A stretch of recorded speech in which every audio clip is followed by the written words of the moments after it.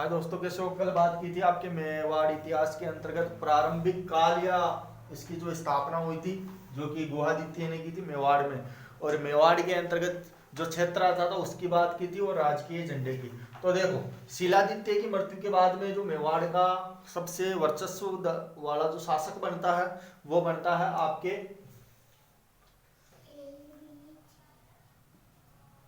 Mahendra second के नाम से, जो शिलादित्य के वंश के अंतर्गत छठी या पांचवी पीढ़ी का शासक आता है। तो देखो, इस महेंद्र सिंह का पुत्र था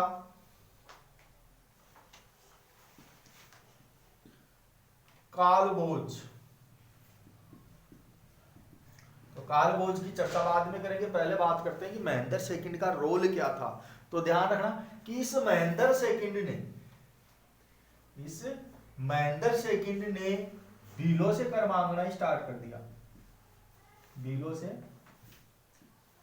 कर लेना शुरू कर दिया।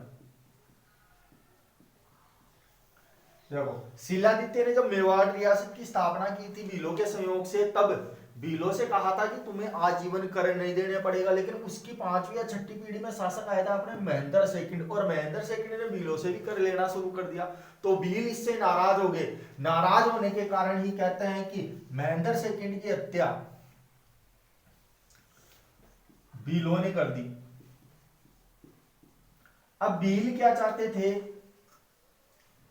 कि इस कालभोज को भी मार दिया जाए। नहीं, ये भी क्या मांगेगा, आगे जाकर कर मांगेगा। तो कहते हैं कि जो भील थे जब इसको मारने आए कालभोज को, तो कालभोज हारित ऋषि के पास चला गया। किस ऋषि के पास? हारित ऋषि के पास में चला गया भागकर, और हारित ऋषि के पास में ही ये रहने लगा। अब रहने के साथ ही देखो ये क्या करता था कालभोज, हारित ऋषि की गायें चराया करता था। हारित ऋषि के पास रहना शुरू कर दिया और हारित ऋषि की गायों को चराता था, गायें चराया करता था। तो इसके साथ ही जो महेंद्र सेकंड का उल्लेख मिलता है वो अपने को सिर्फ इतना ही मिलता है। इतना ही ध्यान रखो कि जब भीलों से इसने कर मांगा, तो कर लेने के अवज में भीलों ने इसकी हत्या कर दी। ऋषि का पुत्र था कालभोज, जो भागकर किसके पास आ जाता है? हारित ऋषि के पास में। तो अब चर्चा करते हैं आगे कालभोज की।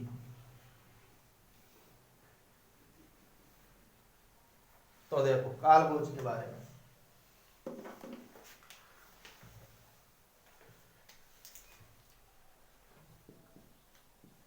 कालभोज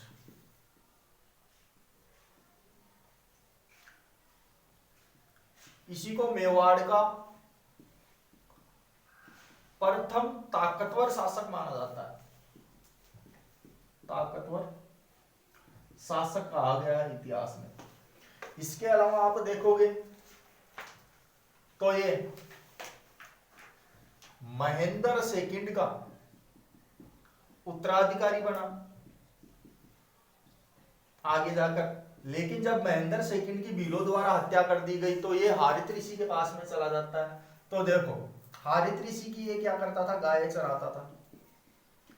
हारित ऋषि की बचपन में गाय चराता था।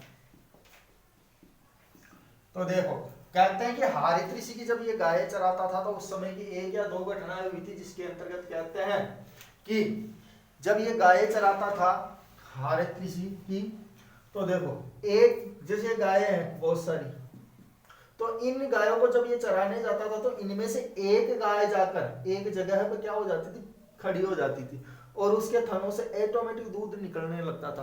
तो यही देखकर वही कालभोज ने सोचा कि चक्कर क्या है। तो कहते हैं कि कालभोज ने जहां पे गाय खड़ी होकर अपने दूध को गिराया करती थी वहीं पे इसने खुदाई की, और खुदाई के दौरान कहते हैं इसे एक शिव की मूर्ति प्राप्त हुई।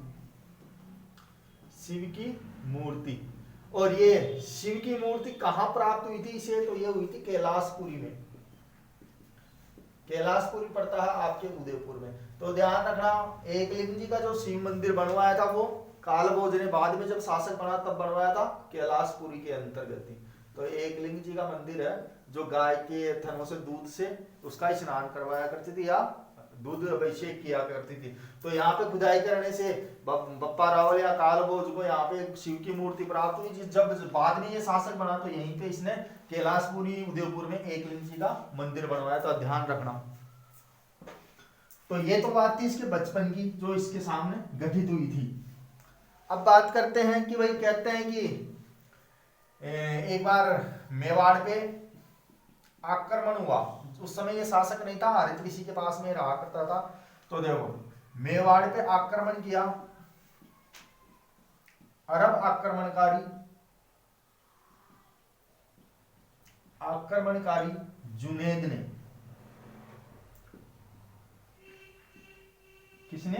अरब आक्रमणकारी जुनेद ने। तो कहते हैं कि जब जुनेद ने आक्रमण किया मेवाड़ पे तो यहाँ की जनता काफी परेशान हो गई। काफी परेशान होने के बाद में इसकी सूचना पहुंचती है कालभोज के पास में। तो उस समय कालभोज थोड़ा बड़ा हो चुका था। तो बड़ा होने के बाद में कहते हैं कि इसने मेवाड़ को अरब आक्रमणकारी जुनेद से छुड़वाने के लिए युद्ध किया। तो युद्ध के समय जब ये जाता है तो देखो इस युद्ध में जो भील थे वो भील इसका संयोग करते हैं और इस तरीके से जुनेद को युद्ध में हराकर वापस मेवाड़ पे कौन शासक बनता है?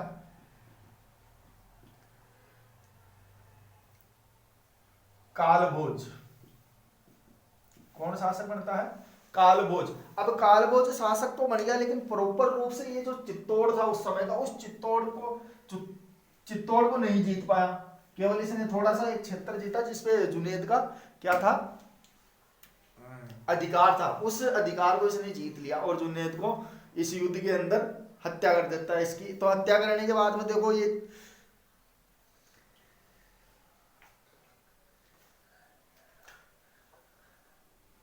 चित्तौड़ दुर्ग पे आक्रमण करने की योजना बनाता है चित्तौड़ दुर्ग पर। और उस समय चित्तौड़ का शासक था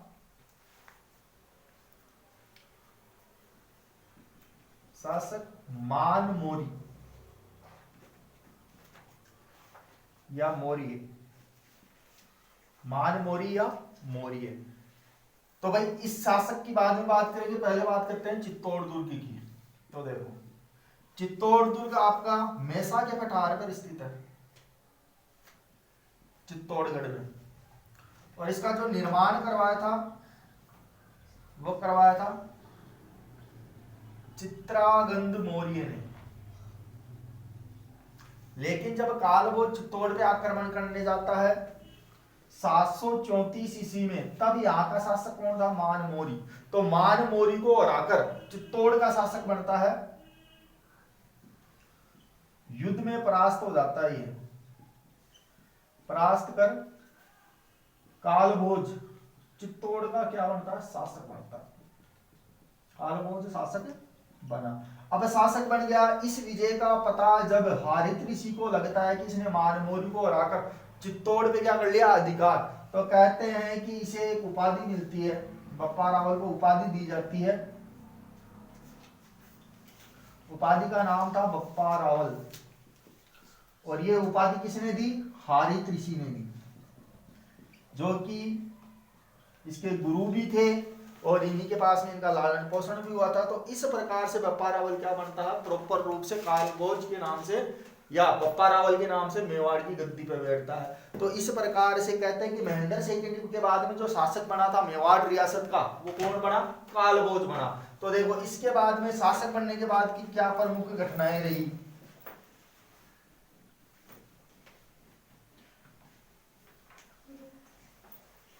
तो देखो कालभोज के बारे में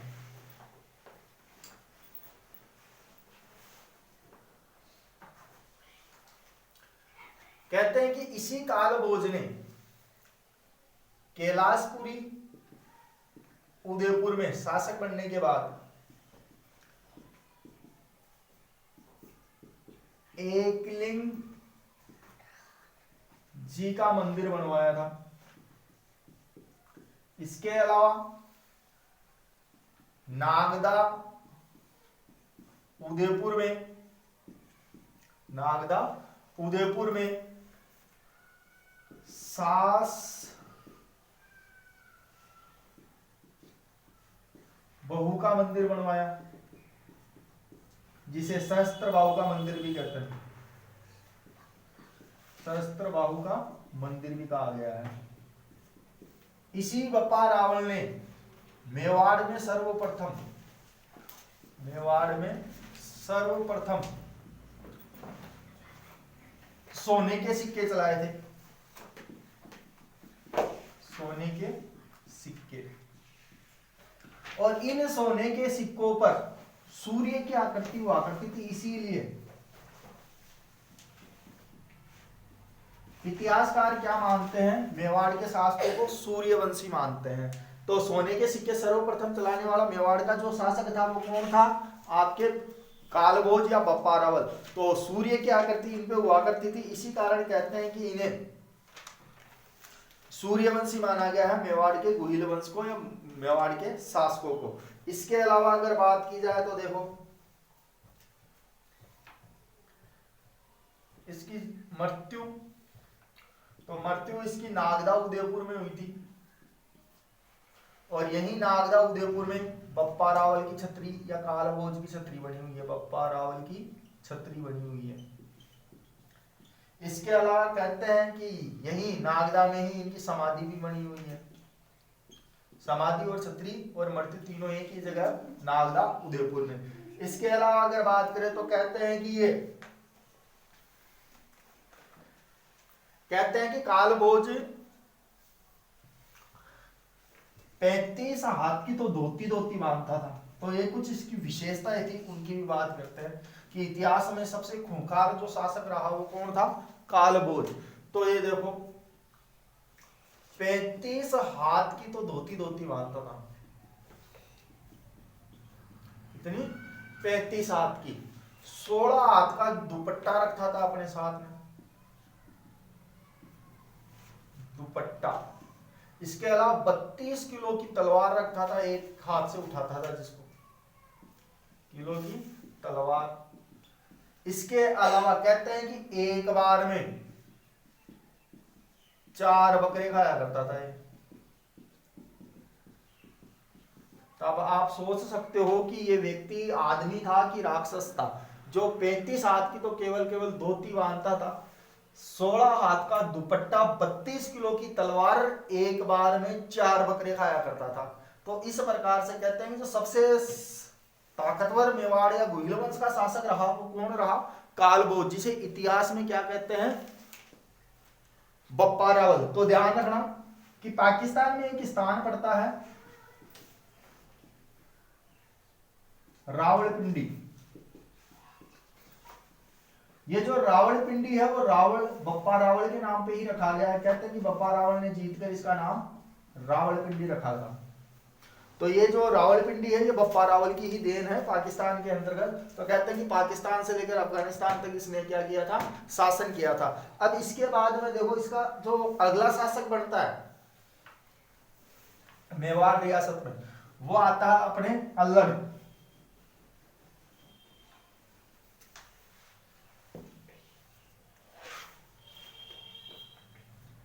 अगला जो मेवाड़ का शासक आता है बप्पा रावल के बाद में, वो आता है अल्लड़।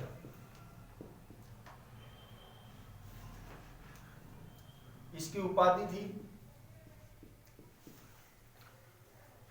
आलूराव,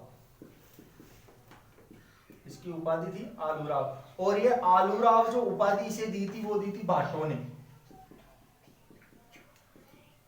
जो इतिहासकार थे, भाट साहित्य जो लिखा करते थे, उनके द्वारा ये इनको दी गई है। और इन्होंने ही आहड़ नगर बसाया था। क्या बसाया, आहड़ नगर। और आहड़ को ही अपनी राजधानी बनाया, मतलब कि आहड़ नगर बसाकर इसी को अपनी राजधानी बना लिया। और राजधानी बनाने के बाद में देखो इसने एक हुण राजकुमारी थी, हुण राजकुमारी हरिया देवी से विवाह किया,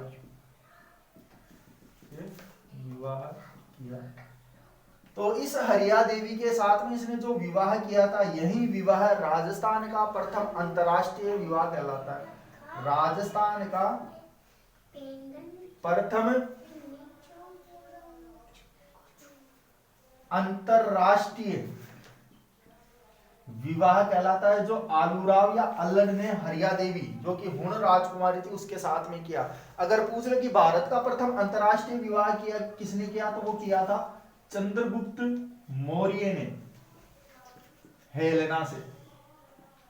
तो ये तो भारत का प्रथम अंतरराष्ट्रीय, मतलब कि बाहर से जो बहू आई थी वो कौन लाया था, सर्वप्रथम चंद्रगुप्त मौर्य। और राजस्थान की तरफ से प्रथम जो अंतरराष्ट्रीय विवाह करने वाला था वो मिलता है अल्लड का नाम। तो अल्लड ने हरिया देवी के साथ में किया और चंद्रगुप्त ने हेलेना के साथ में किया। तो देखो कहते हैं कि इसी अल्लड ने मेवाड़ में सर्वप्रथम नौकरशाही की स्थापना की। मतलब कि पीढ़ी दर पीढ़ी जिनके नौकर होते थे या उनकी औलादें होती थी वही क्या करती थी, आगे जाकर मेवाड़ साम्राज्य की या मेवाड़ के शासकों के नौकर रहा करते थे। इसीलिए